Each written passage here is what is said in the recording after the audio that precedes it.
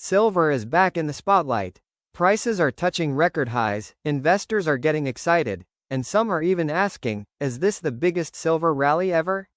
But before we get carried away, there's a powerful story from history we need to remember, the silver boom and bust of 1979-80.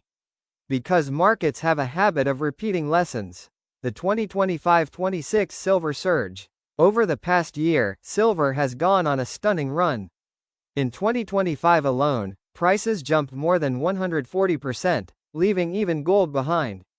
That momentum didn't stop there. As we moved into 2026, silver surged past $100 per ounce, grabbing global headlines, before cooling off slightly with a small pullback.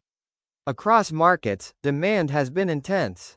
Investors are buying physical silver, bars and coins, along with ETFs, and in several countries, local prices have already broken lifetime records. So what's pushing silver higher? According to experts, it's not just hype. First, supply is tight. For years now, silver demand has been higher than mining supply, creating a persistent shortage. Industrial demand is booming. Silver isn't just a precious metal, it's a critical ingredient in solar panels, electric vehicles, data centers, electronics, and emerging technologies. Retail investors are jumping in. ETFs and physical buying have added fuel to the rally. Safe haven demand.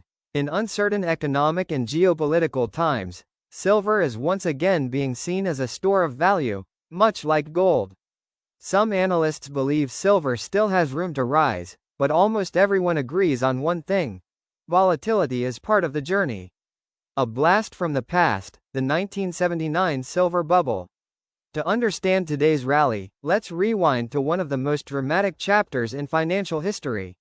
Back in 1979, silver was trading around $6 an ounce. Within a year, it exploded to nearly $50, a jaw-dropping rise of over 700%. What caused it? Three billionaire oil heirs, the Hunt brothers, tried to do something extraordinary: control the global silver market. They bought massive amounts of physical silver and futures contracts, slowly tightening supply and pushing prices higher. As prices rose, more investors piled in, and silver looked unstoppable. But regulators were watching, exchanges stepped in, rules were changed, and suddenly the game flipped. On March 27, 1980, a day now known as Silver Thursday, the bubble burst. Silver crashed from above $40 to nearly $10 per ounce in days. Fortunes were wiped out overnight. And silver became a textbook example of how fast speculative markets can unravel. So the big question, are we reliving 1979? There are similarities. Prices are at historic highs. Investor excitement is intense. Headlines are everywhere. But the differences matter far more. In 1979, the rally was driven by market manipulation and heavy leverage by a handful of players. Today, the rise is being powered by real demand, structural supply issues, and global economic forces. The silver market itself is also very different now, deeper, more regulated, and supported by industrial consumption that simply didn't exist back then. And while 1979 ended in an 80 to 90% collapse, today's market has only seen normal corrections, like the recent 8% dip. Painful for traders, but not a meltdown. What experts are saying now. So where does silver go from here? Polls say the story isn't over. Tight supply, green energy, and tech demand could keep silver supported over the long term. The cautious voices warn that sharp rallies rarely move in straight lines.